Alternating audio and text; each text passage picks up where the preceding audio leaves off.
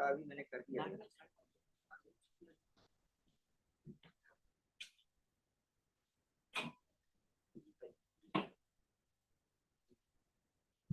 Paper ID 217 and 266. Are you here?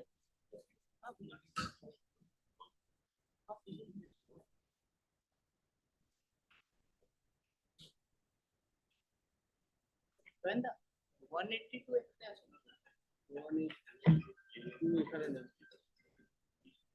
wanted to nap. वो खाने नहीं तो फिर नहीं देखा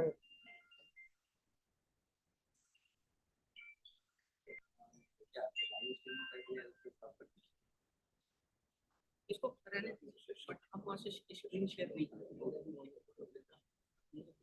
जो शेड्यूल किया हुआ है वो फिर वो proper. Paper ID 182. Are you here?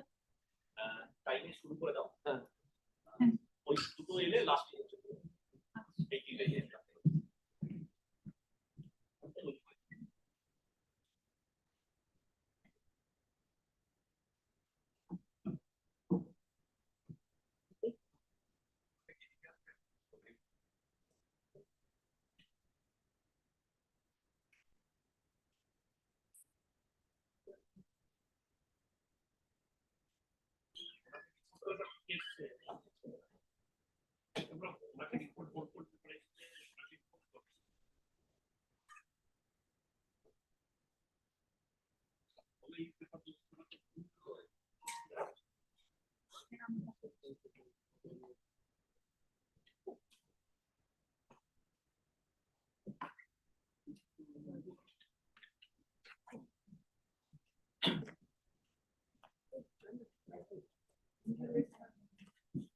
हमारे यहाँ से खुला है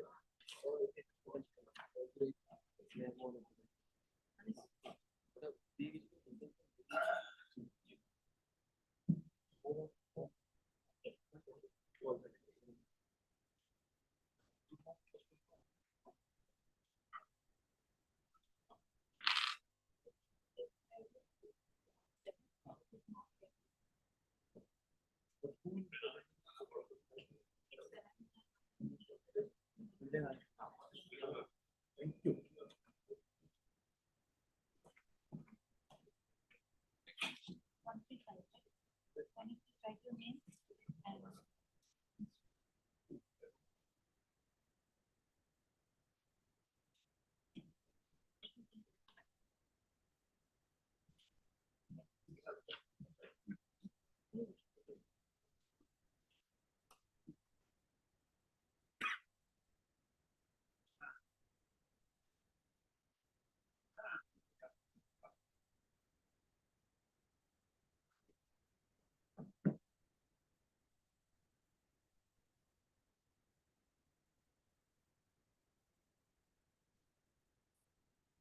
Good morning. I, Shomi Sharkar, welcome you all on the fourth day of the 10th International Conference on Pattern Recognition and Machine Intelligence Unit. This is a parallel technical session. The title of this technical session is Biometrics. I would request Professor Hemanto Arjun Patel from DAIICT, Gujarat, to please chair the session for us.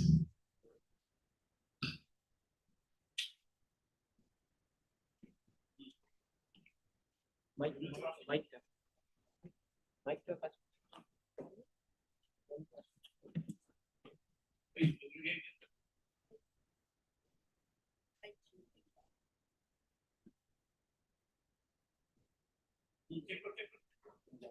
Check করো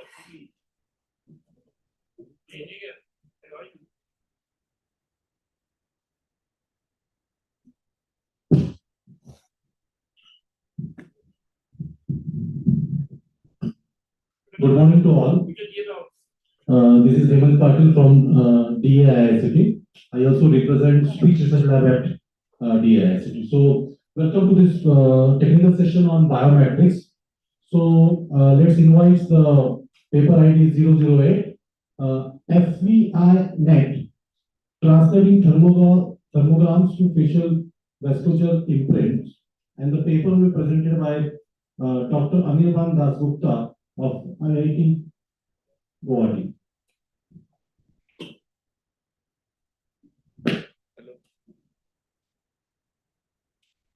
Hello.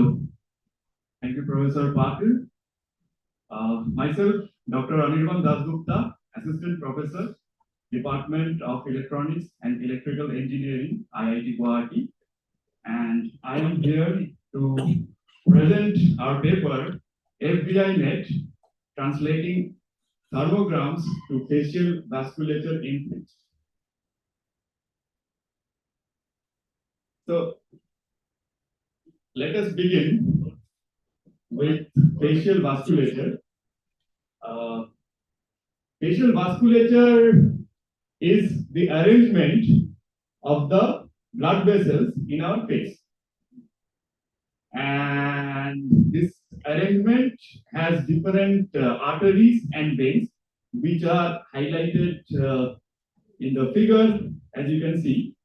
But I'm not a biologist, so I'll not go deep into the structure or details or nomenclature of every artery or vein. Rather, let us understand that why this structure is so important.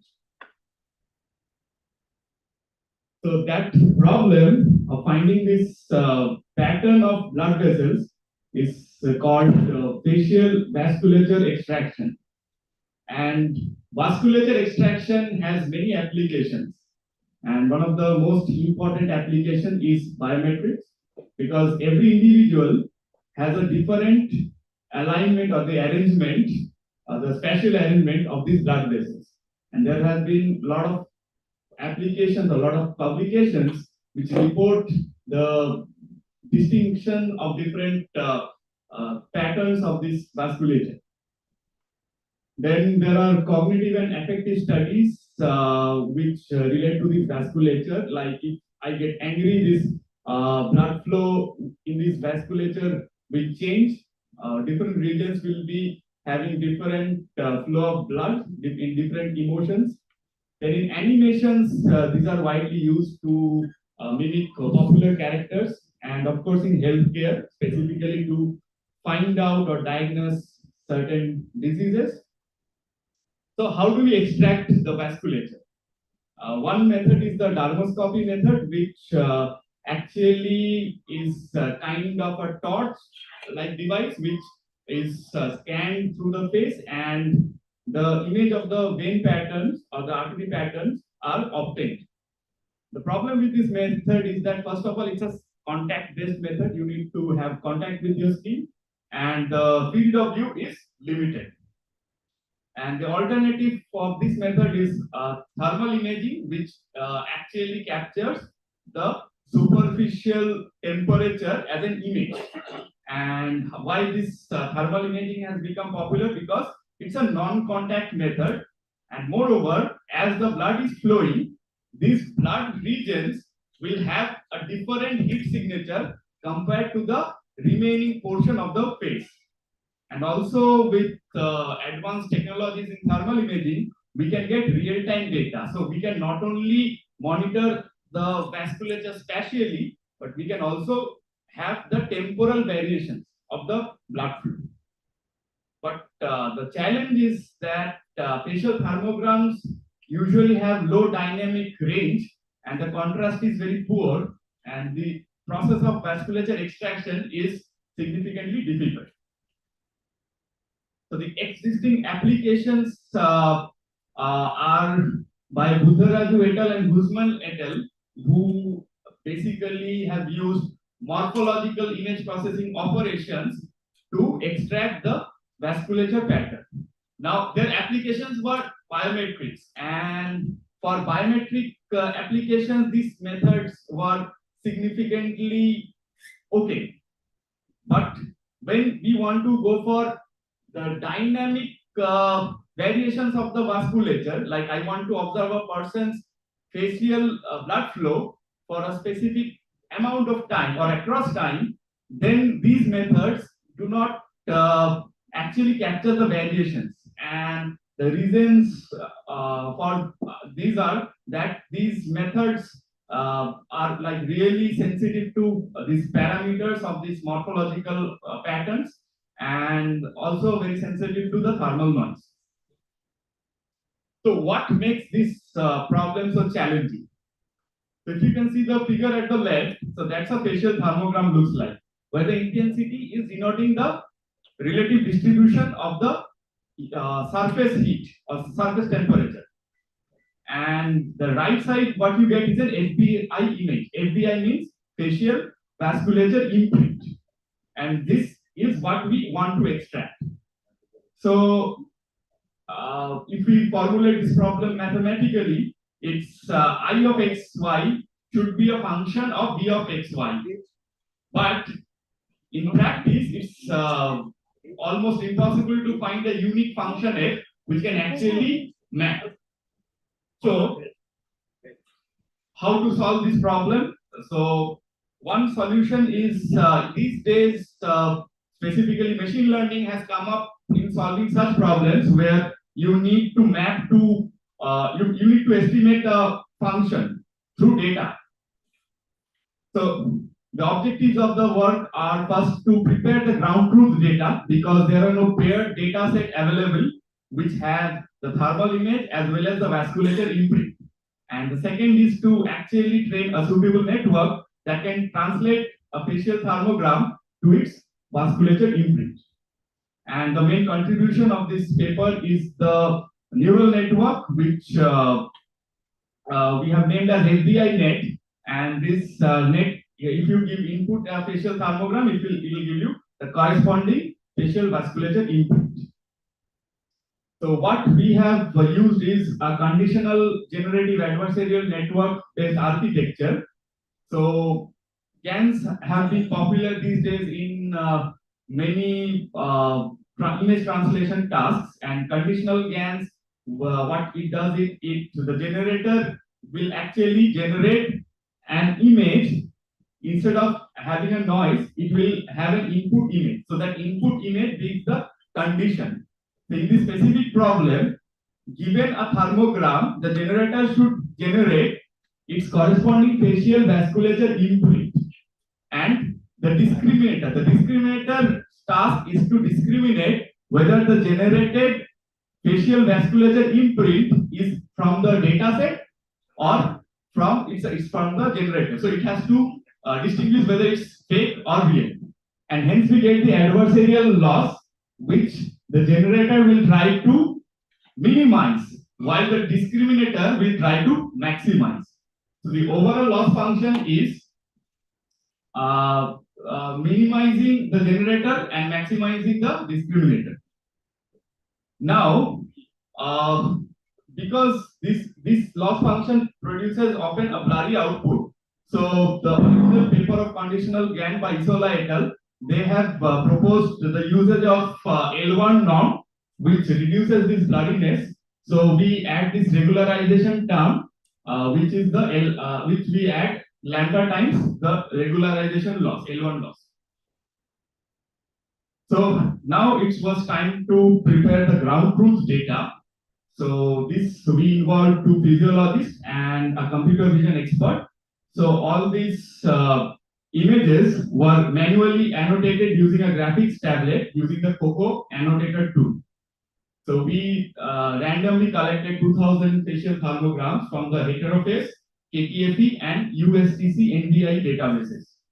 And then we created for each facial phenomena, we manually marked the vasculature, and then this image pair were resized to a common resolution that was 178 cross 228.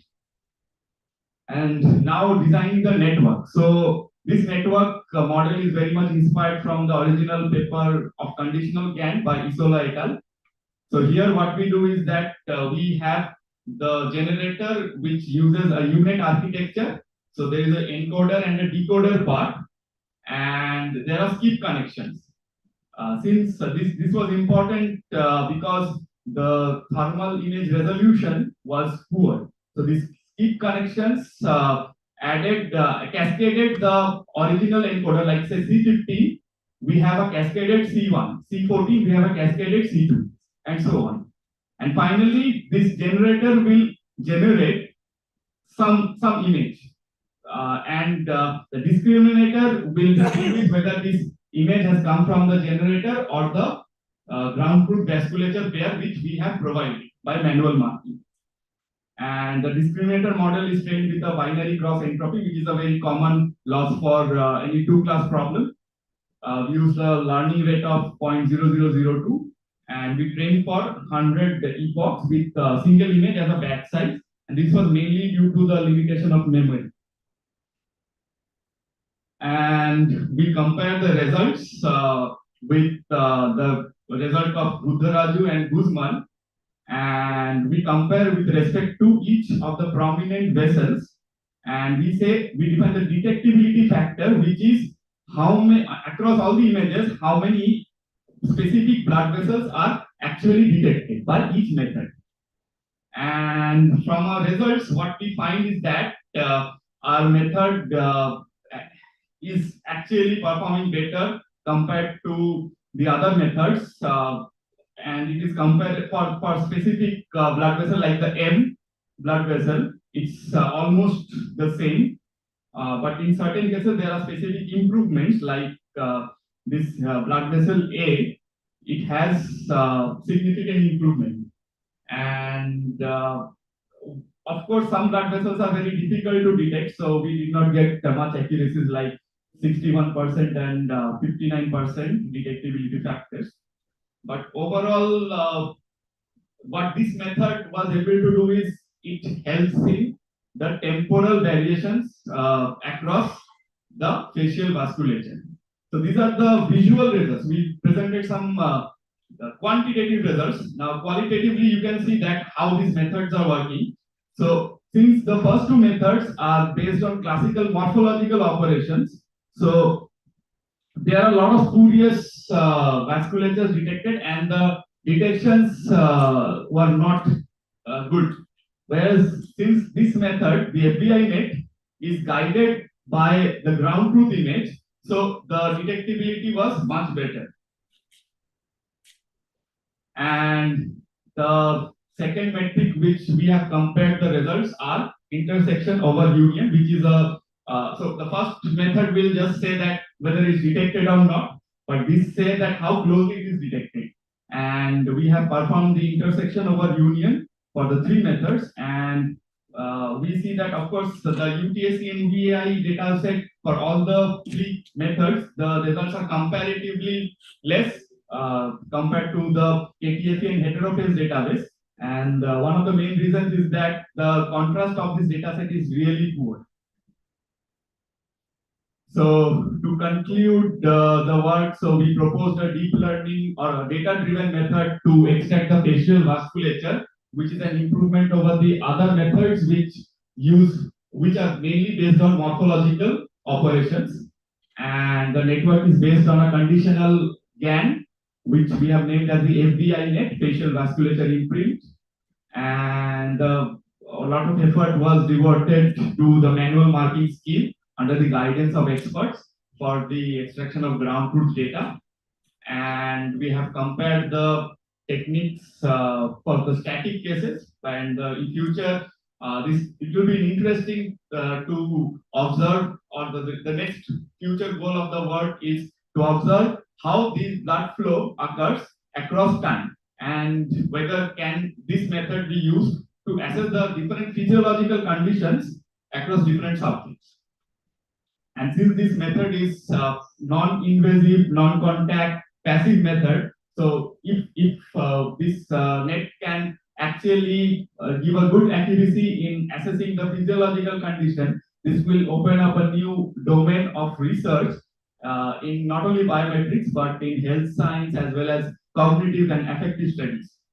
And another reason is another area where this can be improved is to improve the real-time performance, because since we know that GAN is a heavy network based on encoder-decoder architecture, so if end of the day we can have a portable device which can actually monitor the emotional or physiological condition of a person, but it has to work on real time, so that it can give the results assessments in a very short period of time. And for that, this GAN model has to be optimized to work on an embedded platform. So these are the reference of our work. Thank you for your attention.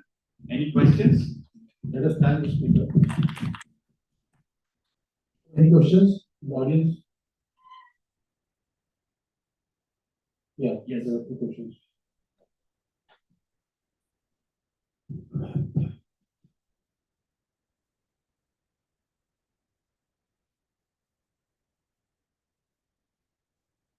Would any physiological or like any emotional change would it affect that vascular pattern or vascular flow? Would it impact Yes. the result that we are getting? Yes. Same So person, yes. sometimes handled, maybe not handled. So I'll answer this question in detail. So there are two things. One is the structure, the relative orientation, and one is the intensity. So one is spatial and one is the temporal. So spatially there won't be any change because that's an marker of biometry, and that is fixed for an individual, like our fingerprints. So spatially there won't be any change. But what people are interested in to observe the temporal flow, because there will be temporal changes. And I'll give you one example. Say suppose you get angry. So these specific regions of the cheeks get the blood flow rushes. And because of this rush, what happens is that there are more heat generated. And then, so if you find the intensity variation across these spatial vasculatures, then there will be a sudden change in this intensity, which can actually be a good marker that this person has anger. So I just gave an example. There can be several other cases. I would like to ask an extension, like what you are suggesting is that we can use it in authentication. So like biometrics, it acts as an authentication. Correct. So if there is some temporal change or any change involved, like fingerprints are not changing. So if this, even if intensity is changing, would it affect No. Because while in biometric applications, you will be using as a binary image, just 0 or 1, whether that pixel has a vasculature or not. That's why binary morphological operations are used by the other authors. There are questions here. Thank you. Very nice presentation. Very nice piece of work. I had one question, one clarification. The question has already been asked.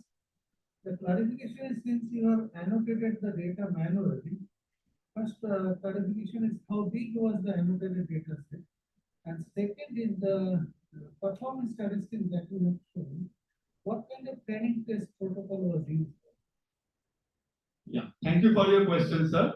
So the data set was of size 200 paired images of thermograms and 2000 images as mentioned in this slide. So we collected 2000 images, and as far as I remember, we have used 70% for training and 30% for validation among these 2000 roughly. I hope you have repeated the experiment for the variant. Yeah, so that can be a good future suggestion, because in this case we have not repeated it for the variants. Yeah, I have some questions. Like for this particular problem,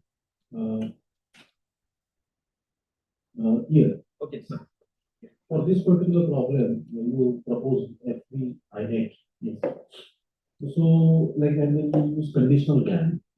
So, like, can you connect, like, theoretically, how the vanilla GAN was not suitable, and like how the conditional GAN was taken, and what aspects in the conditional GAN you changed to be able to call it as a FCI net? Okay, so first of all, the original conditional GAN is just the basic philosophy where we use a joint distribution instead of a like marginal distribution of regular GANs. And here it's it's a specific conditional GAN model which is called a fixed-to-fixed GAN.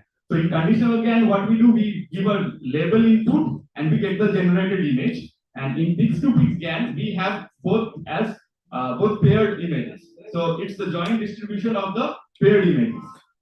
So the discriminator is basically looking at the joint distribution of whether these two images are generated from each other or one is from the data set and one is generated by a generator. I'm not very much sure about the vanilla GAN. Maybe I have to look into that, and I'll rather test it with vanilla GAN whether it works or not. And another question that I have is that very critical problem in the GAN literature. That if you see the Goodfellow's original paper in NIPS 2014, so in that paper, all the results are there with respect to the convergence of the GAN, Yes. The generator cost and everything. Yes. However, practically the GAN doesn't converge. So my question was, how about the mode collapse problem in the GAN? Correct. In respect to your problem. Correct. So this was basically addressed by Isola et al., where they have used the convergence is actually a big issue. So these are basically obtained by tuning the hyperparameters, which they have already described in their original paper, fixed-to-fixed GAN. So we have taken their settings for this hyperparameter. So we did not do a separate experiment on that. And in the second equation, there should not be argument in the LCG comma D. There should be argument over this expectation of, because it is an expectation operator. The way Yes. The way you wrote there is an argument here. I think I have missed that part. Yeah. So finally, what do you think? Like, I still want, what is the motivation for conditional GAN with respect to this problem? The motivation of conditional GAN is basically this is the problem which we are trying to solve. So we cannot find a specific F which can generalize any mapping from I to B. So the best architecture which is data driven is the conditional GAN, which we have found. Fine. Thank you. Thank you. All right, so let's welcome the second paper, paper ID 135, enforcement of DNN with LDA PCA ELM for pi invariant few shot face recognition. The paper will be presented by Mr. Anvaya Rai of IIT Delhi.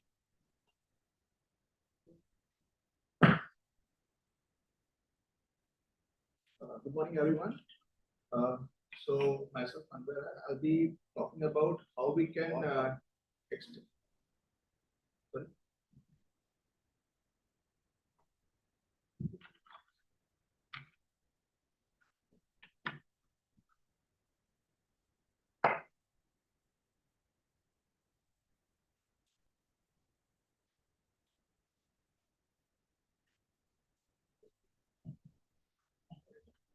Hello, am I audible? Yeah, so I'll be talking about how we can extract a manifold out of a dense space that is created by a DNN using a deterministic approach of ELM, and how we can infuse it with LDA and PCA based traditional techniques to address the problem of closed shot. So these are the agenda items that I'll go through. So the basic problem that we are trying to address here is the deep learning based methods are constrained by the number of samples that are required to train them and to be able to, so that they are able to understand the sample space better. But in generic cases, we have very limited samples available for our data sets. So how to address that? And especially when it comes to facial recognition, what we have observed is most of the features of facial recognition are highly correlated. So it's very, when we are having very limited amount of samples, which so that our space is underrepresented. So we should be able to extract the main components or main features that are capturing the information of our data set and use our classifiers to be trained on top of those vectors only. So I just mentioned the challenges that are there with the low shot face recognition. So all the techniques, the traditional ones, or even the deep learning based, have addressed each aspect of face independently. Like occlusion has been taken up separately, pose variations have been taken up separately. There has not been an integral method to address all of them within the low shot constraint. And deep learning methods are able to generate more generalized and distinct spaces, but then again the issue is that they need huge amount of samples to train upon, and manual annotation and all those things are very costly in those cases. Contrastive learning techniques are coming up, but they are mostly being used right now with object and natural scenes. They have not evolved much for the face recognition task. And in case there is any imbalance in the training data set, then it becomes further difficult for a classifier to learn the dilatation boundaries. So what we propose is, as we'll show you in subsequent slides, that most of the high-level features that we have are highly correlated. So it's better to split my sample space, or rather my feature space, into two sets. One is being the high-level external features, while the other set being the physiognomic features that are governed by the skull structure and other things that are more prominent in a human face. So we try a method to extract a manifold out of the dense space, which is able to extract the physiognomic features from the data sets that are available in our case. This is a simple illustration to show that how high-level features are correlated. What we did, we used cell-based data sets. It was annotated by 40 different high-level features of human face, and we used JLM to model each of the face of the data set, and we tried to create a correlation matrix between the model vectors for every feature. And what we saw is, like, a double chin gets highly correlated with the rosy cheeks. So things like that. So we should be. So this just shows that we can avoid the features that are actually capturing this information, because when it's a limited sample, then it is making it's overemphasizing some redundant points. So what we did, we created a data set using LFW. We actually created two data sets with LFW. The constraint was that each data set each class should have only 4 samples to train upon. And LFW ensured that the all sorts of variations in the facial image are available, be it pose, lighting, or expression. That the other constraint that we had put was the training or inferencing of this model should be on a non-GPU based and low RAM devices, so that it can run over edge computing and embedded systems as well. The inferencing should have to be on in real time. And secondly, we didn't use any kind of synthetic images. We didn't use any kind of synthetic generated images or augmentations to enrich our data sets. The reason for this was that at times, like any network that we use for generating synthetic images introduces some synthetic distortions, which don't occur in the real samples, which leads to learning wrong features at times with the network. And today, with DNNs and all, we are only optimizing a loss function. We are not actually trying to understand what exactly is it learning. So at times, these artifacts create a big problem for the convergence of the network. Plus, the method that we have shown is robust to skewed or noisy data sets, and it is generalizable to other applications also. We have implemented this technology for visual SLAM as well, the other paper that I presented 2 days back. So the objective is to design a few shot learning approach, which can achieve a good generalization performance with the limited samples per category. This is some of the historical work what people have done. People have tried to use ensemble of classifiers called that as hybrid classifiers, or they have tried to use some kind of fluid Siamese network wherein they have tried to create multiple representations of the same image and try to train some part of the network, retrain them But in both the cases, you can see that the number of images used per class are much more. In one case, it is 200 images, and in the other set, it is 50 to 100 images per class. Whereas our constraint is that we should have only 4 images per class. The contrastive rendering architectures that have come up, they try to create multiple pseudo augmentations of the same image and then try to converge a contrastive loss and try to learn the network. These augmentations like random rotation, random flip, crops, these work in case of a natural scene or an object or things. But when it comes to face, these kinds of augmentations lead to synthetic loss of data, which will not really occur in case of natural image. Like any facial image that we get will always have eyes on top of nose and mouth. It will never be reversed. So these kinds of augmentations create problems. So these networks are not matured enough for facial recognition yet. They have been used for facial expression recognition, but not for facial recognition per se. The other work that people have tried is they have tried to, which is very close to what we are trying to present, they have tried to augment the features, the latent feature space by bringing in a concept of triplet similarity embeddings or triplet probabilistic embeddings, wherein the orthogonality loss. So they have tried to play with the loss function. So rather than calculating loss in the original latent space, they have tried to apply a transform in between the last layer and try to calculate the same loss in a transformed latent space. So this is something very close to what we are trying to do, and but all these techniques used a learning-based approach, which again required a lot of compute and samples, and the choice of the right triplet was a major constraint to have an optimization occur. So so if you look at the traditional approaches that used to be, we used to get weak representations of the image, but we used to use strong classifiers like SVM and all to get good accuracy. Whereas what deep learning helped us is to get better features and use a simpler classifier like softmax and all to get a better accuracy. What we have tried to do is we have tried to bring in the two approaches together. So we have tried to generate a strong representation using a deep learning network, then used a weak transformation of a traditional network and use a strong classifier that used to happen in case of traditional network to get a better results for the low shot case. The basic concept is like a high dimensional space has a lot of redundant feature vectors that are not required in for considering the sample space that we are representing in our global data set. So the idea is to choose a limited set of samples and normalizing that space helps us to separate the classes to the maximum. This is also supported by the probabilistic interpretation of PCA, wherein Tipping and Bishop said that if we have a clustered data, a normalized clustered data points, then we can represent it in the so a PCA transform space would be the best representation for that particular set of data set points, and it will give me a maximum likelihood solution. So motivated by this is our further work.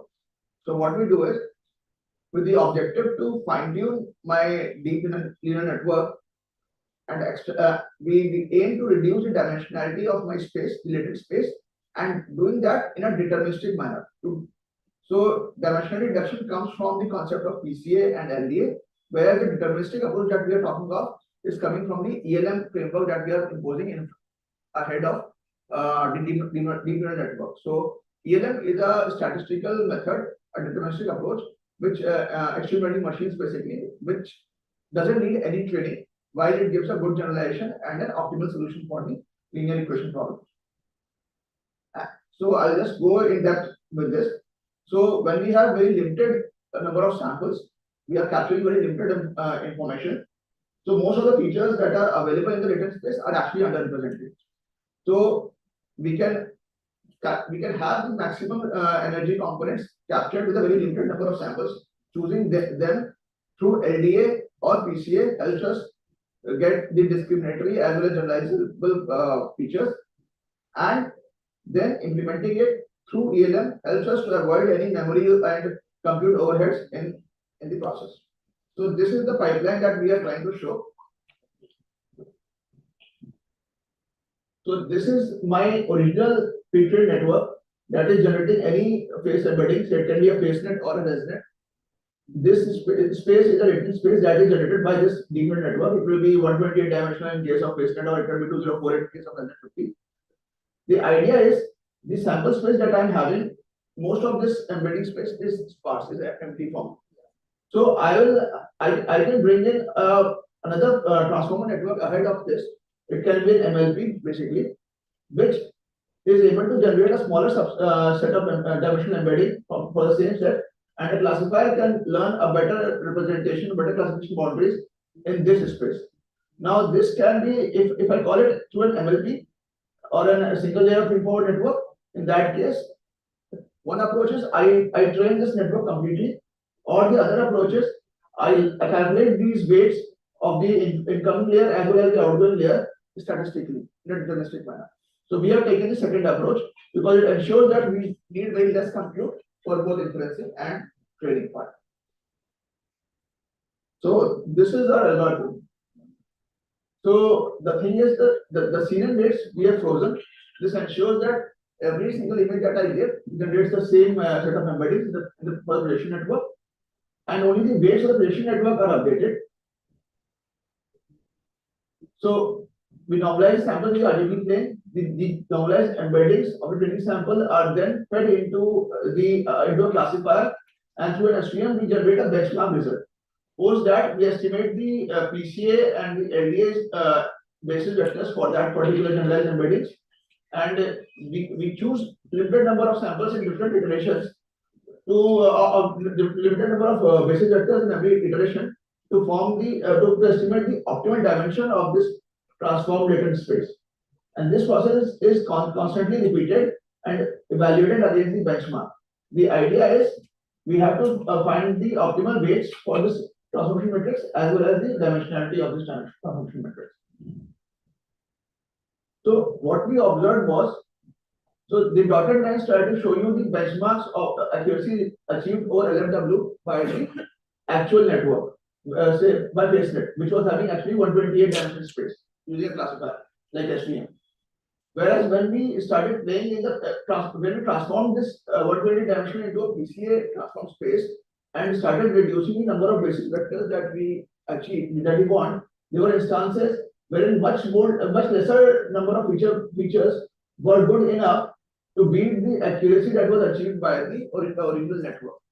So this also shows that we can reduce the space substantially and have faster matching as well as higher accuracy. So this is the implementation of extreme learning machine, wherein XIs for me are the embeddings that are generated by the pre-trained network. It can be the high dimensional space that we are looking at. AIs are the weights that are connecting my embeddings to the latent space in the hidden layer in the of the ELM.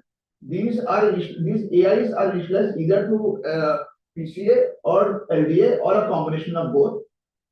And then the output vectors.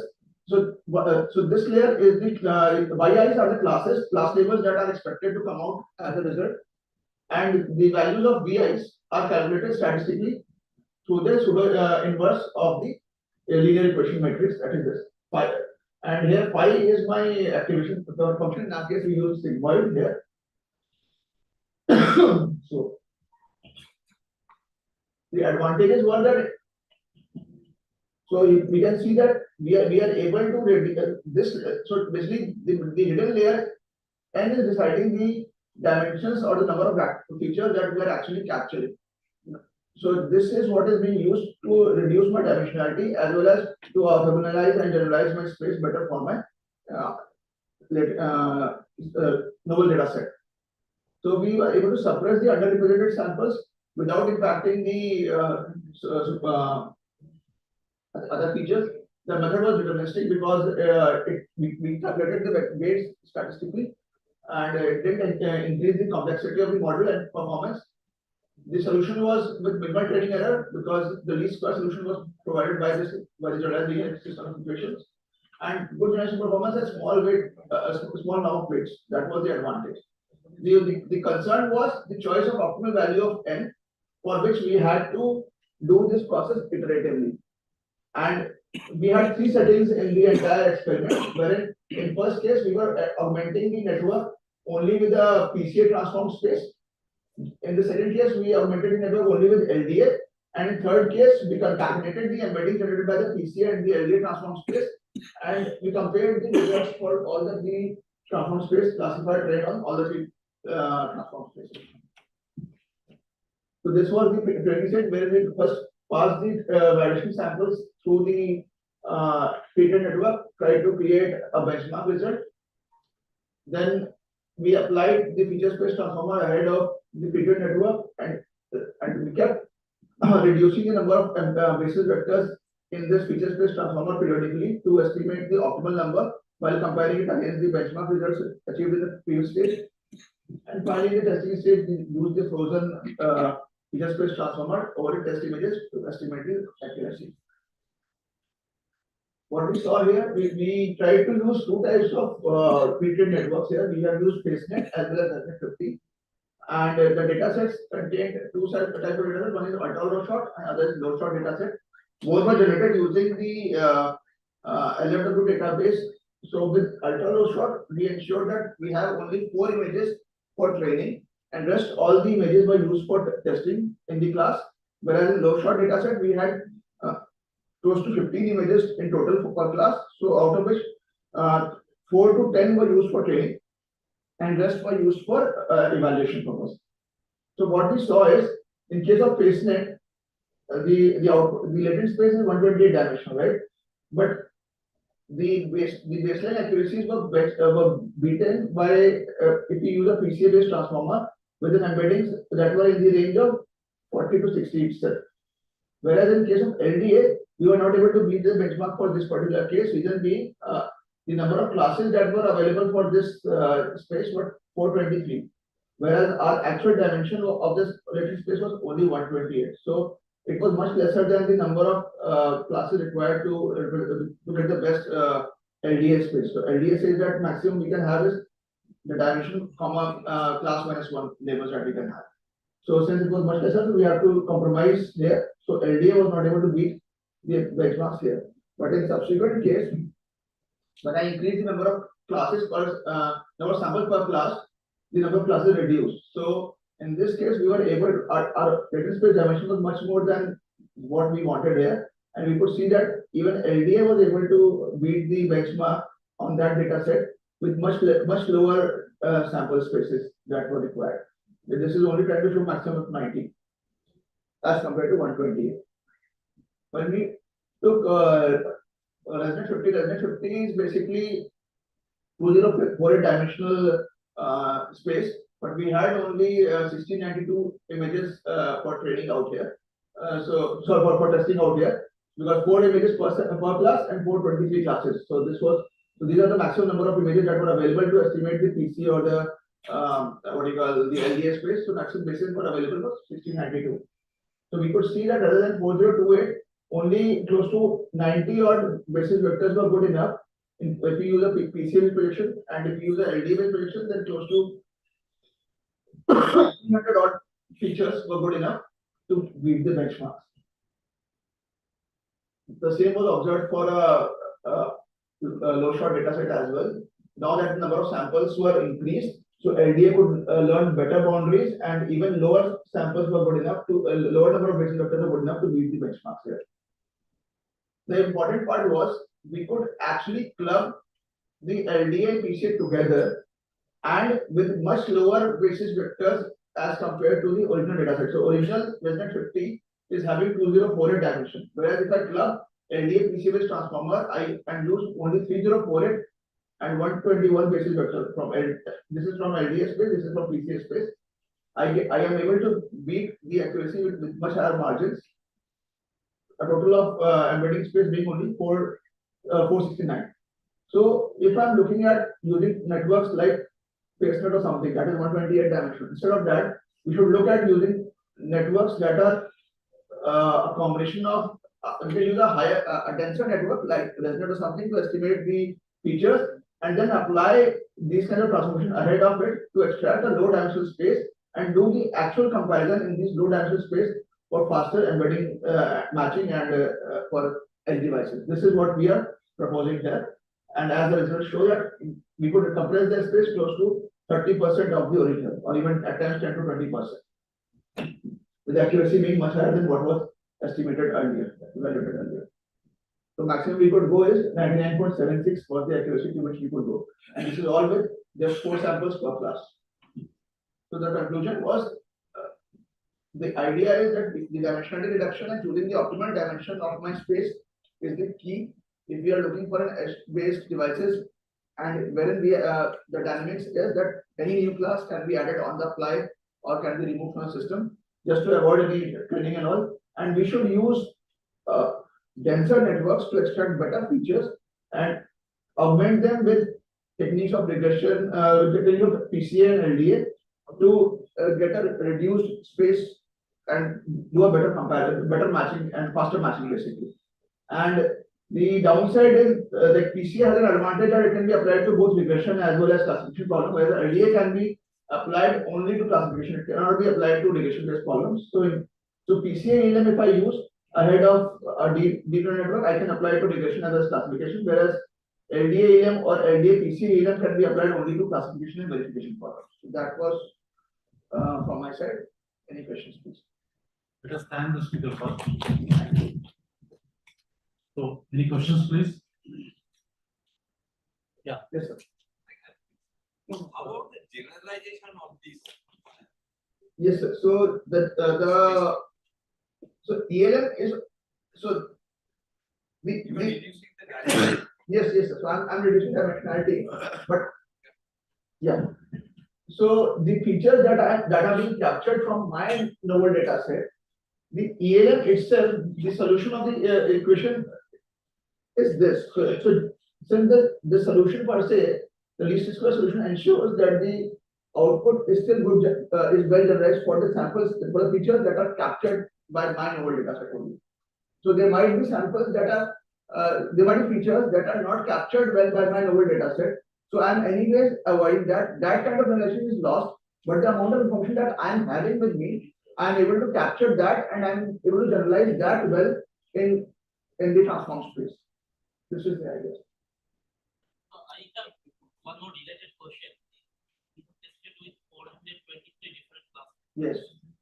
So that's a quite a small size data set. If you think about your visualization scale, Yeah. basic recognition system. Yeah. You are saying that with this limited data set, you said that this year kind of dimension reduction was going. Oh, yeah. Right? But then the question is, we need to have study that this kind of dimension reduction work for it. Right, sir. Right. So the thing is, like, we actually used LFW as a baseline basically because we have also tried it with IMFDB and other databases also. So results have come there as well, but here we try to show it for LFW, and LFW has only 5,000 classes in itself. So just to account for expression and other way, that was one of the best data set that we could have. So when the moment so you have seen like the other data set, so we created 2 data sets. One was with classes that have more than 15 samples. So there are only 96 such classes that are available in the data set itself. So we could not go beyond it. What we additionally did was we trained the network through LFW, we are optimizing through LFW, and then for the same people, same classes, we called internet, got the images from internet, just to ensure that what happens in case the distribution of the data is different. So LFW is having one kind of normalization distribution of the data, but if the same person is given, I'm getting a different data from some other data source. So even in that case, these optimized networks were able to beat the original based networks as well. That was what was. I have one question. Yes, sir. I can see that your work is based on the philosophy of feature dimension reduction. Yes. Feature vectors. Yes. So now this is also very important school of thought, like PCA, LDA, all those. Then there is another school of thought which is like, in fact, the reverse, like in let's say the classifiers such as support vector machines. Right. Where actually you do the like you transform the lower dimension feature space to higher dimension feature space using kernels. Right.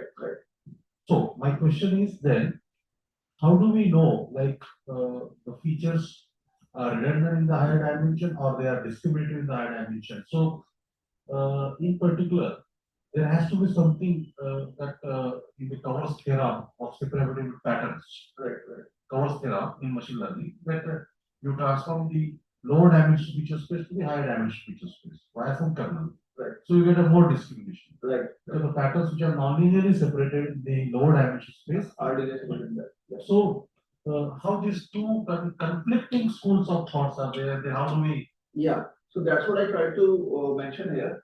The traditional machine learning, we used to have the handcrafted features, right? And we used to apply strong classifiers like SVM and kernels on top of it to get better accuracy.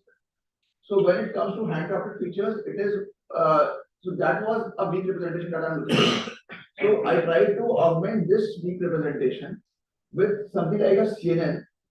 What if we generate these features from CNN, and then there can be one statement that some layer of CNN might itself be learning the PCA or the LDA features that we are trying to extract out of the final latent state, right? And what happens in that case? So what we are trying is ki whatever is learned by the CNN, whatever representation is learned by this deep network, the idea is in the last layer what we have, we are training the classifier only in the last layer. Now, when we are training the classifier only in the last layer, the information learned in the intermediate layer is somewhere lost, or I would say it's somewhere normalized. So, can we still extract the limited space from that last layer without requiring to retrain the or without trying to so the idea is the handcrafted has to be removed by deep neural network, and I don't want to retrain the deep neural network with my original data set because I have very limited sample. I will not be able to train that network with that limited samples. That's the data points are very less for me. So what can I do? Whatever he has learned, can he extract a limited set of that learning that represents my feature space, my novel space better than what a handcrafted feature would have represented, and then can I use so even the classifier here we have used as SVM. So can we use a classifier like SVM or strong classifier that can exploit that limited features and create a better decision boundary on top of it? So that is exactly what we have done here. So you also use both then here. Sir. So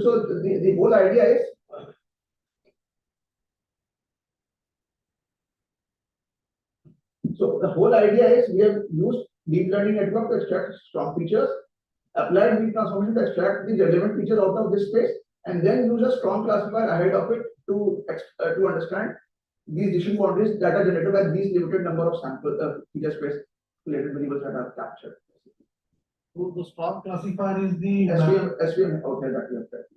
And which kernel you will use this? RBF kernel we use. So it is like a polynomial kernel. Yes. Any specific reasoning for that kernel? No, sir. No, we just it's a standard kernel that we generally use. So this framework of strong feature representation plus weak transformation plus strong classifier. Yes.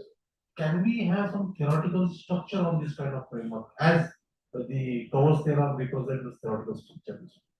So, sir, that's what I tried to represent somewhere. Like what Tipping and Bishop said, like if I have a clustered if I can generate a clustered representation for my data points and I normalize it. So the minimum intra-class variance and maximum intra-class variance that we achieve in this form, wherein this is my latent space, Z is my latent space, and WPCA is the transformation matrix that we are looking at.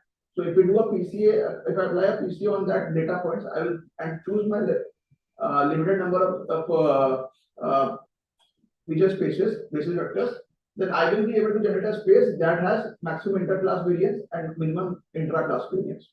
So that is the rationale which will help a strong classifier to create better decision boundaries. So that is on which we have based upon.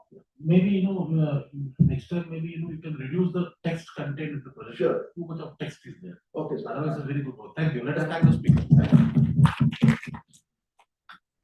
All right. So let us welcome the next paper ID 180, identifying a person in a mask, fusion of masked face and iris, and the paper will be presented by Dr. Shadab Ahmad from IFHE Hyderabad.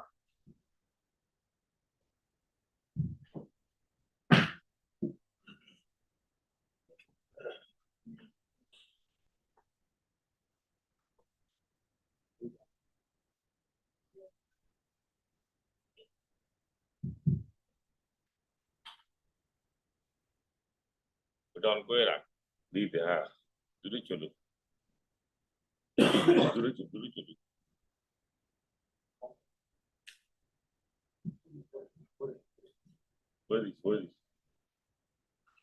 So good morning. I'm Shada, Dr. Shada. I'm presenting my work on identifying a person in mask. So before going to this, I will discuss what is the problem here. So basically, when we are going for an person identification on airport or any place, like a basic face is used. This is the best one which we can use to identify a person. But recently, like if we see this COVID scenario and all, what we have faced is the introduction of face mask. If mask is there, identifying a person using face is a difficult task. So like we have to remove our mask and give our identification. So what else we can use it in place of whenever we are using a mask is our iris features, right? So iris feature is the next one, which is more reliable after the face recognition and biometrics like hand biometrics and all. So we can use this one. But the basic problem with this unimodal systems are they are having less accuracy as compared to. So what we can do is we can have a fusion of these two. Like if we can fuse the face biometrics as well as the iris biometrics together, in case of whenever there is a mask face, right? A person is wearing a mask. So this is our philosophy, what we are trying to do. So what we are going to do here is, this is our architecture. So we are trying to unmask the mask face using this GAN-based unmasking technique, which is proposed by the author. And then what we have done is, using this unmasked face, we have extracted the iris features as well.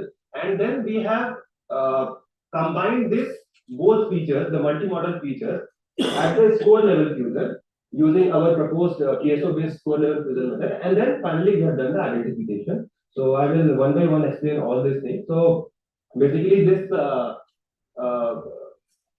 unmasking technique has been proposed by Nizam method. So what they have done is they have used this GAN-based unmasking techniques to unmask a face image. So they have used this generative scenarios. So I'm not going in details with this because this is already a published work. So I have used this work directly to unmask my face images, and then the features from the face which is extracted using this R-face technique, which is a well-known face embedding technique to extract the embedding of face features. And then this iris features we have extracted using the Uninet model. And overall, what we have done is, so once we are having these extracted features from both face and iris as well, we have converted them, or we have extracted the matching scores from both of these biometric modalities, and then we have created a matching score list. So like for S1 is we can take example of S1 as a face biometrics and S2 as a iris biometrics. So two score lists will be there. So what we have done is we have combined these two score lists using PSO-based fusion method. And moreover, what we have done is we have converted this score level fusion problem as an optimization problem here, as you can see this one. So we are trying to find a delta list or a fuse score list which is having a minimum distance from each of these input lists. So we are trying to find a delta list such that it is having a minimum weighted distance between these two lists. So that will give me the final fuse list. And this W here represents the weight of each modality. So here in our work, we have considered this weight as the quality of the image. So we have derived this weight from the quality of the image, and we have used it because when we are capturing this image from mask face and all, the quality has an important role to play, right? Quality will be degraded. So we have incorporated that quality information here as a weight for each individual biometric modality. And then we have tried to find the weighted distance between the final fuse list among this input list. So basically, how to calculate this biometric quality is like there are several approaches. One is image-based approach where blurriness, illumination conditions, and all other features are there, which we can identify the face, the image quality based on image-based techniques. Other one is the biometric information present in the image. If you can see this image, there are like same person is there, and image quality is also of a good, right? But how much biometric information is present in this one as compared to the other tools? That is an important feature. So we have used this biometric information based quality analysis approach to identify the quality of an image. Okay, so this is our proposed quality based image. So what we have done is we have tried to find from our given score list. What we are trying to find is we are trying to find the separation between the top or maximum, which is the highest score among this matching one, and the average distance between that matching score from the other remaining ones. So what it will give us is, it will give us a separation between which is having the highest matching score from the rest of the users.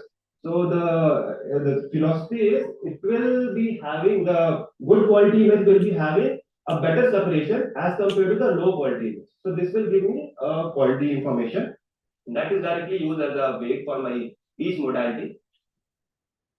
And then the second feature is, because we are going to use this PSO based approach. So what we have done is, we have our optimization problem is there. So we are trying to solve that optimization problem using PSO. PSO is basically it uses this what do you say, a set of lists will be there, which is called your particles. So swarm of particles. So it is having a length. Our length is same as how many users are there in the score list, right? So if we are, because PSO's convergence and the time it takes, it all depends on the size of the list. How big the size of the list is, that much time it will take.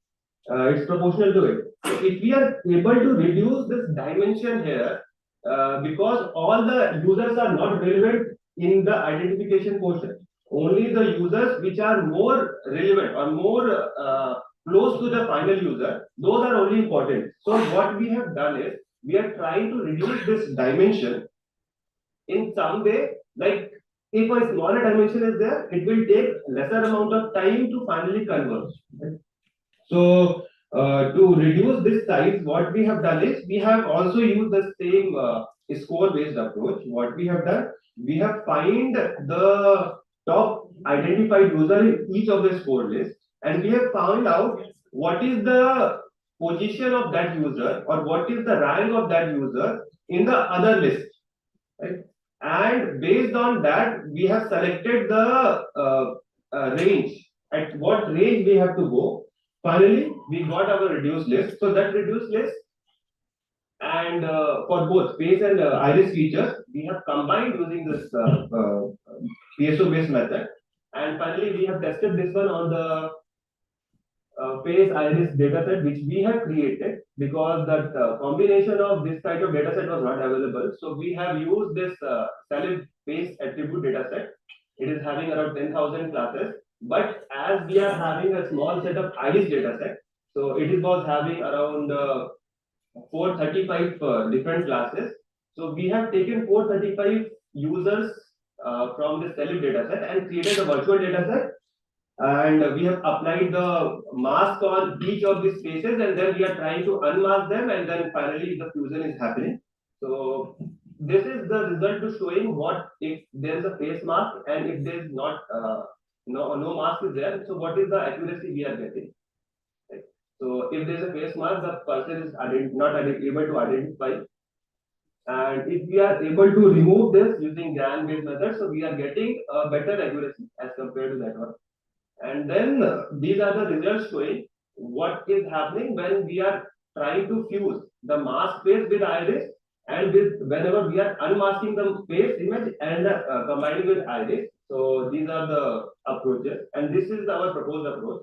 So you can see, when we are able to unmask the face image and combine with the iris feature, we are able to get a better accuracy overall. So these are few differences. Yeah. So Any question? let us thank the speaker first. Any question? So, like, how strong the relatively these two biometrics, like face versus iris? So, I guess it's much because when we are presenting our face or iris biometrics, so like the first thing is we can easily identify a person. Like if I see you in wearing a mask, I can identify you if I have seen you before, right? So it is much relevant. Like face and iris are the most important. Thank you. Let us thank the speaker. Let us welcome the next paper, paper ID 217, a PCA-based key point tracking approach to automated facial expressions encoding. And the paper will be presented by Shivansh Tripathi of IIT Delhi.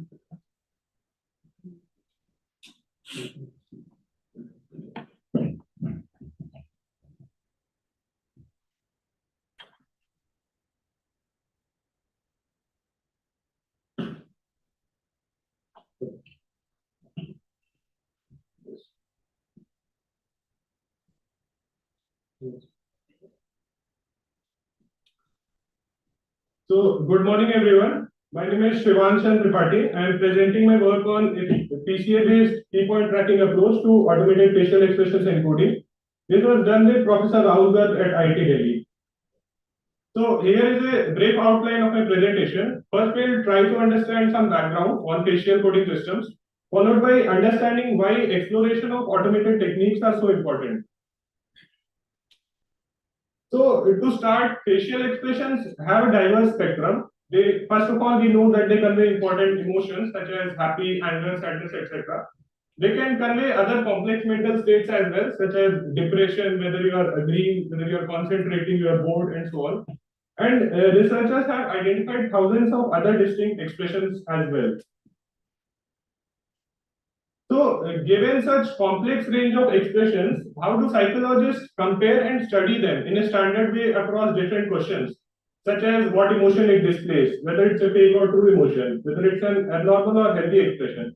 So, to have an example, in a hospital, let's say a doctor observes an unhealthy expression, and he wants to send that expression to all the psychologists for studying. So, to maintain a standard for this study across different researchers, what can be a possible solution? So facial coding systems address this issue. They provide a standardized representation of expressions across all those studies. So facial coding systems define a small subset of atomic movements on the face. So let's say there are 30 or 40 atomic movements you can define. Then you can universally use that subset to represent any expression, or let's say most of the expressions.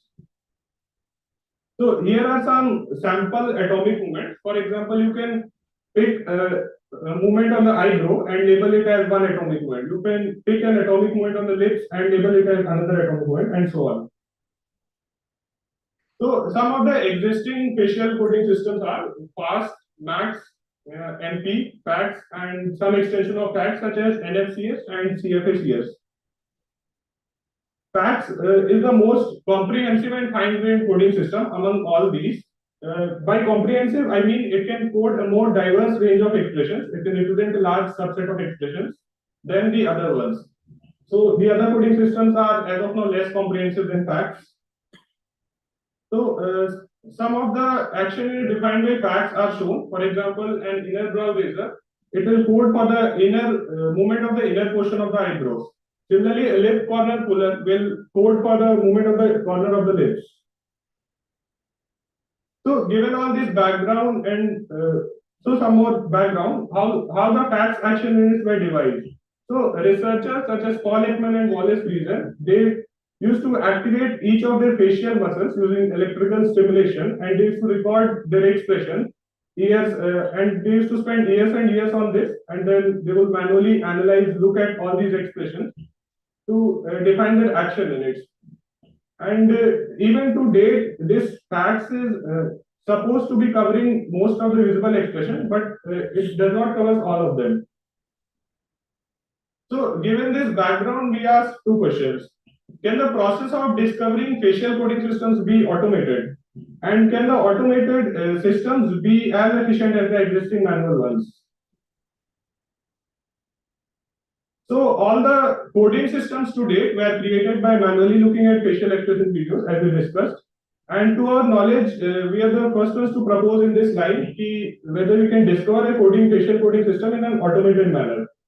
So we call this as a automated facial action coding system, and the action unit is this system to be as data-driven action units. So here just a brief pipeline of our approach. So we had large samples of facial expression videos. We'll feed it to an automated machine learning system, and then the output will be a data-driven facial action coding system. So our objective is twofold. We want this data-driven coding system to have a high representability, that is, whether it can cover that much range of expressions as the original manual coding systems can do, and whether it can be the action units in this system be as biologically meaningful or possible as the original systems had. Yeah. So here is a brief overview of our approach of how we develop a data-driven facial coding system. So first, we will have large samples of facial expression videos. And in the videos, at every frame, we run a facial key point tracking algorithm that will generate key points on the face. And then we'll pre-process that data. So just to give a brief overview, the pre-processing looks like this. Consider a face of a single subject. You pick the neutral face image of the subject. You pick any other frame that contains an expression. You track facial key points on those or both those frames, and then you subtract the expression minus neutral frame key points. That will give you some kind of motion vector, or in some sense, it represents facial expression, some movements on the face. So that is our feature in.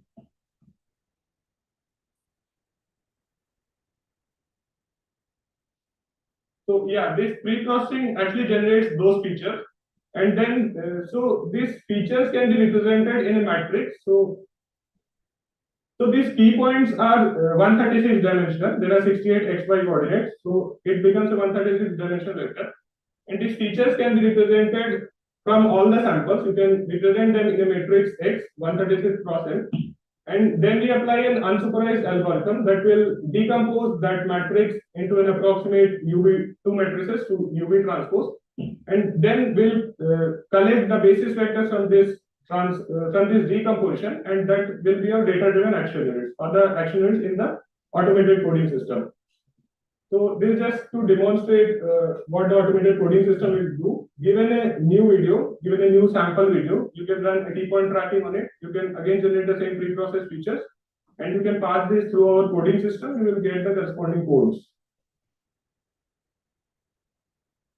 So in our work, the unsupervised algorithm that we have used is a principal component analysis. So for this decomposition, we have used a PCA. And after this decomposition, the PCA components or the matrix U are representing the PCA based action units, or the action units in the data-driven system.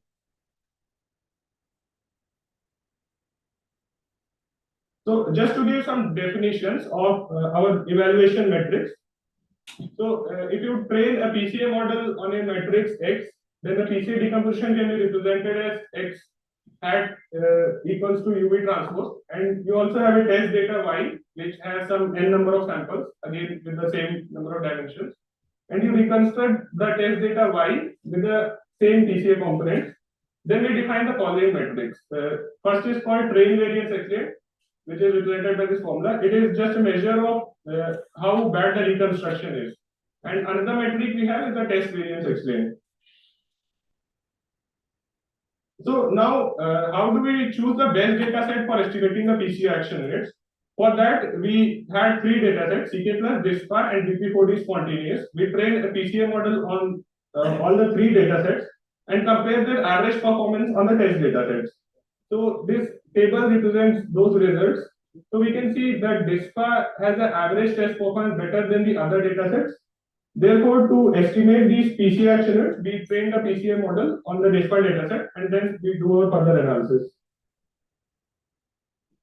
So now we want to see how good are these PCA action units compared to the manual fact system that already exists. So we compare them on two paradigms. One is representability. For that, we use test variance explained. And another on the paradigm of explainability, whether how good are the PCA action units, how validly meaningful they are compared to the already existing facts action units. Just to recall, representability is how good the action, how diverse the expressions the action units can represent, and explainability is how validly meaningful those action units are.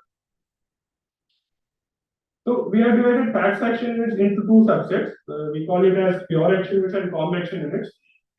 Just to have some more comparison with the facts action unit. Pure action units are pure atomic movements on the phase, and comb action units are pure action units as well as some of the combinations that frequently occur together.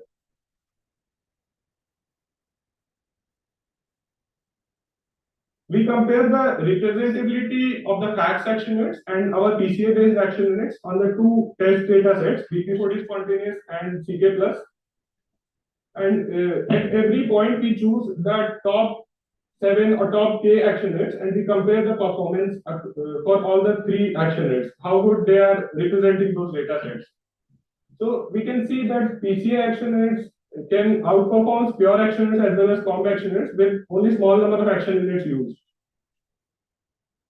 But what about explainability? Are these PCA action units as meaningful as the original ones? So to demonstrate that, we first project all the PCA action units on a facial image. So I think these slides must be a bit unclear. So it's just a projection of the PCA components on a neutral face to see what kind of movements on the face those PCA components represent.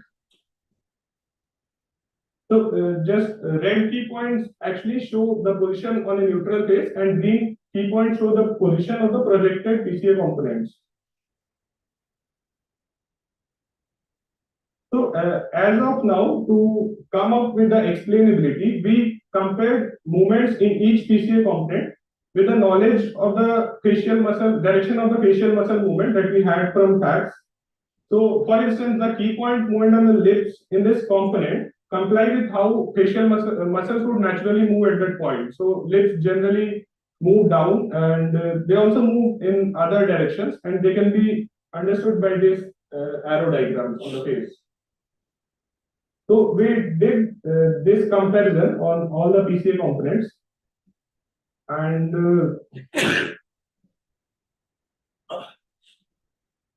yeah.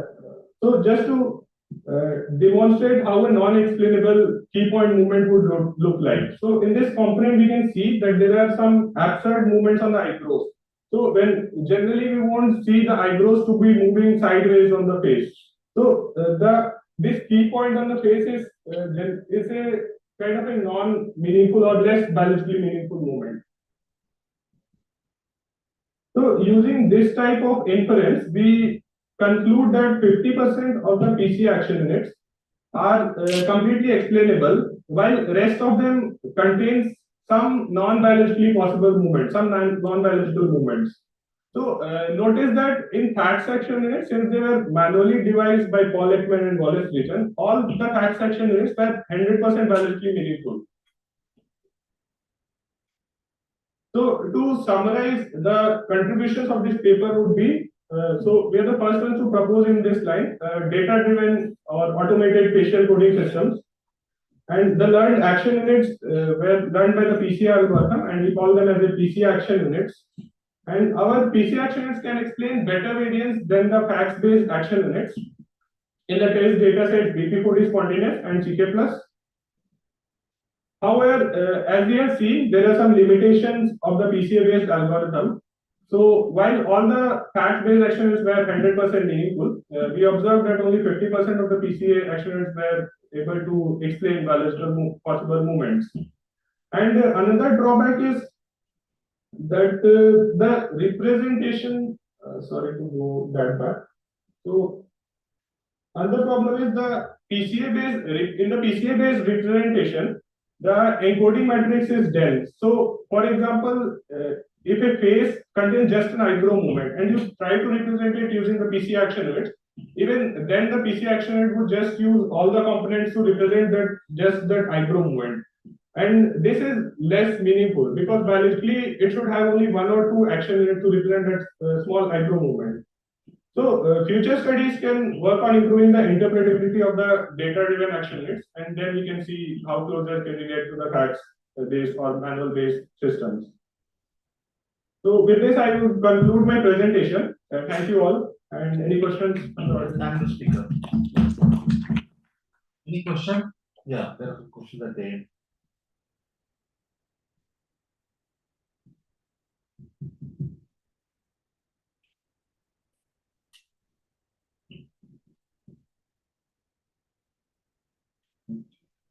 Can you move those Which slide? 14. 14. Just stop me now. This one? Previous. Previous. Or this one. So maybe 15. What? Do next forward. Next Which one was? Or 15 next.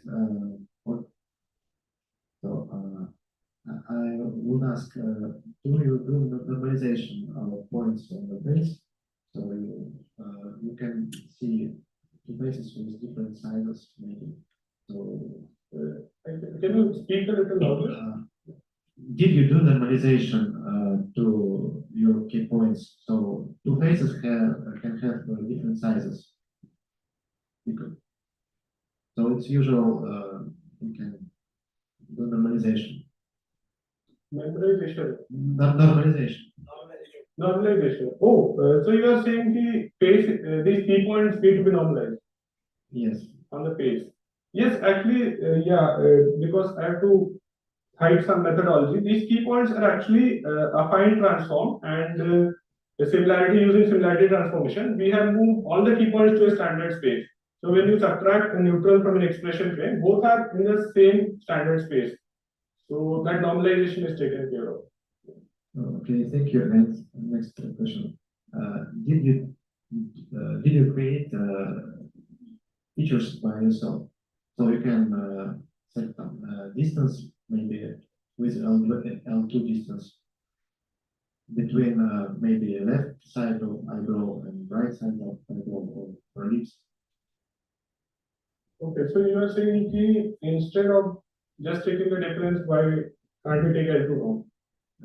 You can create manual features because it's from maybe general knowledge. So we are using lips, so left side of the lip and right side of the lip may be connected by. You are saying some left side people and right side, you can take an L2 now. You can take L2 normal, so and edit it as a features. Additional. Yeah, that could be a feature. But notice the reason here to take the difference was that it could be as close as to the representation of facial expressions movement. So if you take left and right face, the difference between nose or that won't be less. In some sense, it would be less representative of facial expression than just taking the difference of the left and right. Okay, I think let us, in the interest of time, you can discuss the further questions in the tea break. So let us, my last question is that you said that PCA action units are performing better than the other combinations. In terms of one paradigm, Uh, yeah. So any mathematical structure explaining this? Like, can we come up with some theoretical reasoning for your proposal? Yeah, so one reasoning is PCA. We know that PCA as an algorithm, it tries to maximize variance, right? So PCA will naturally, that was our intuition. So it will the first component will explain the highest variance, and the next will little less, and so on. So it will naturally be above the curve than any other vector in that space. So that's the natural intuition. But yeah, the explainability was less. That was Okay, let us thank the speaker and now let us welcome the next paper. Paper ID 266, a clustering based approach for the extraction of region of interest from the fingerprint images. And the paper will be presented by P. Santosh Kumar from IIT Kharagpur.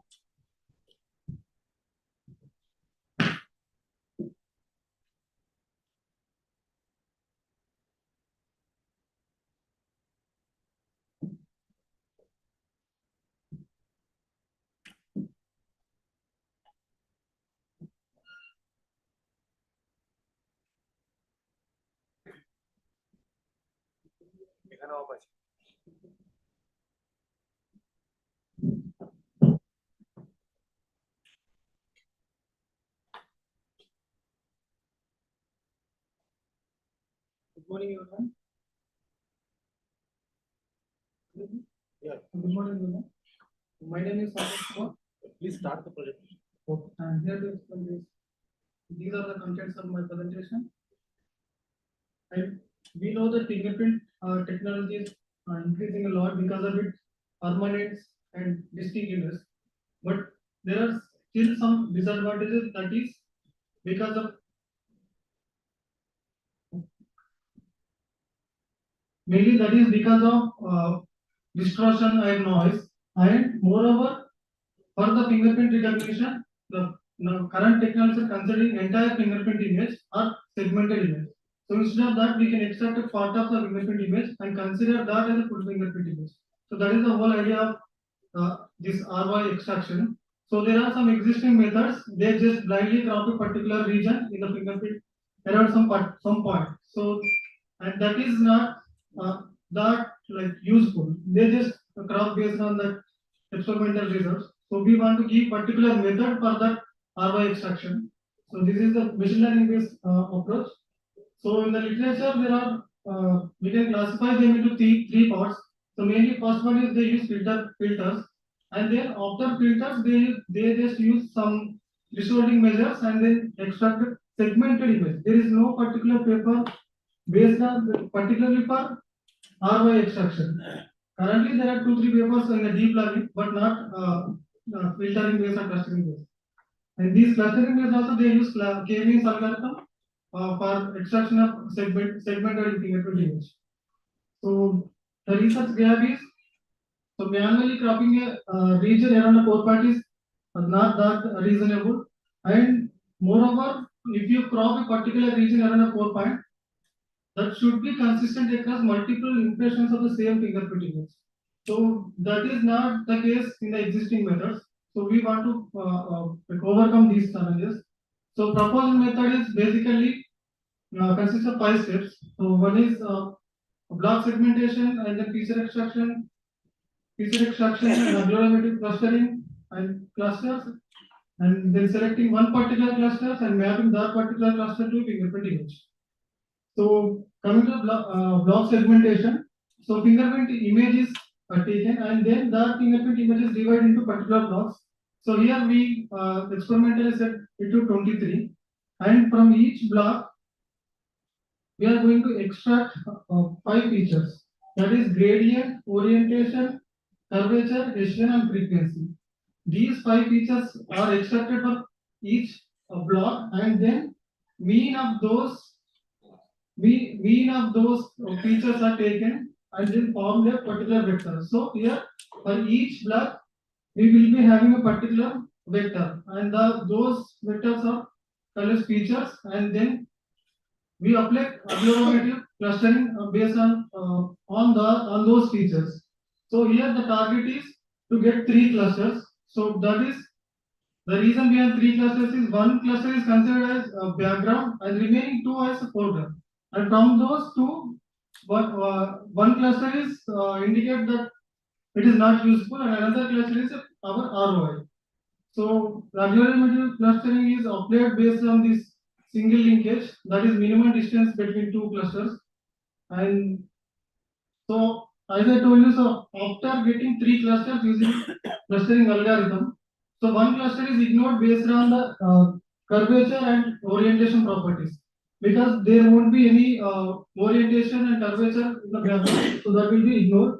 And on the remaining 2, we calculated average cosine similarity, and the cosine similarity for which the cluster having more, that is selected as target cluster, and that cluster is mapped to fingerprint image. So using these algorithm, finding minimum and maximum coordinates and drawing a particular bounding box.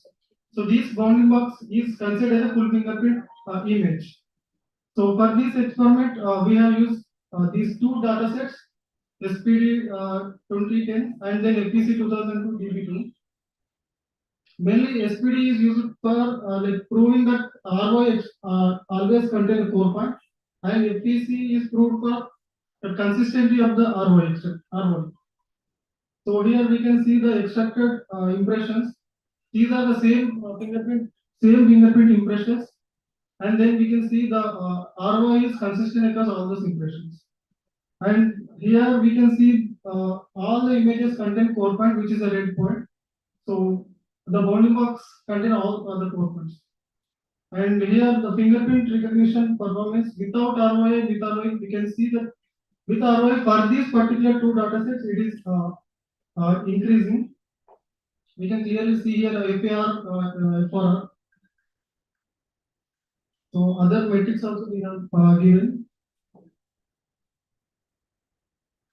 And if we compare the fingerprint recognition time, so with full fingerprint image, so the average identification time is high than this ROI, because it is very less, so it is faster than the full fingerprint image.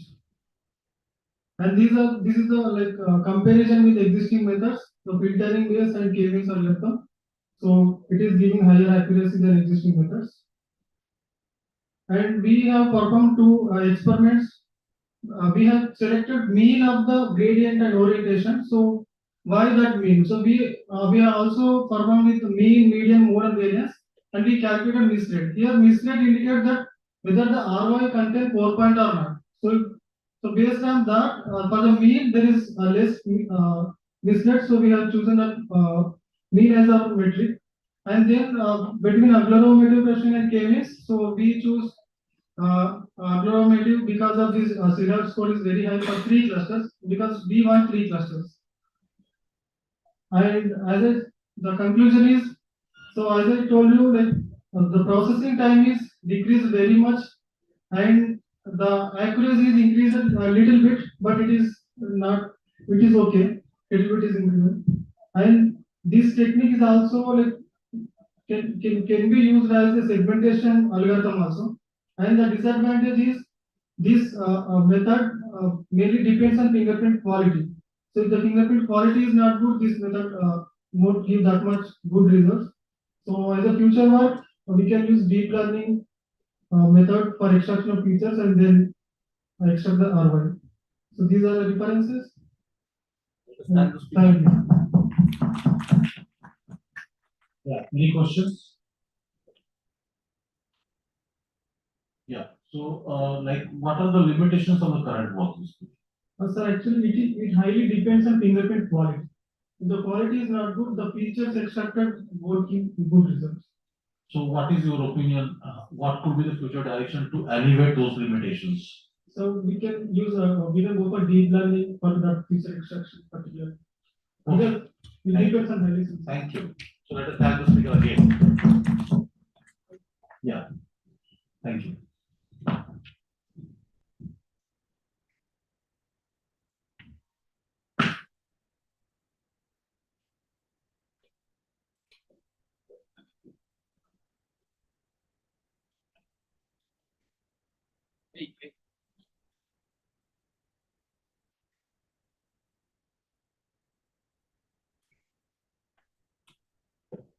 Thank you, sir, for conducting the session for us.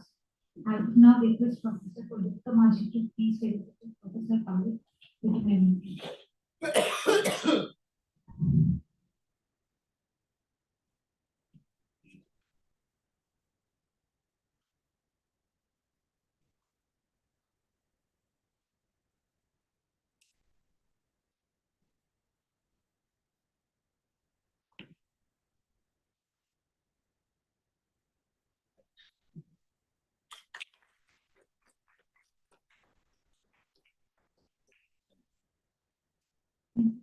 Maji, thank you, Professor Patel. Now we have a tea coffee break. After a break, let us assemble here at 12:10 p.m. for our next invited talk. Thank you.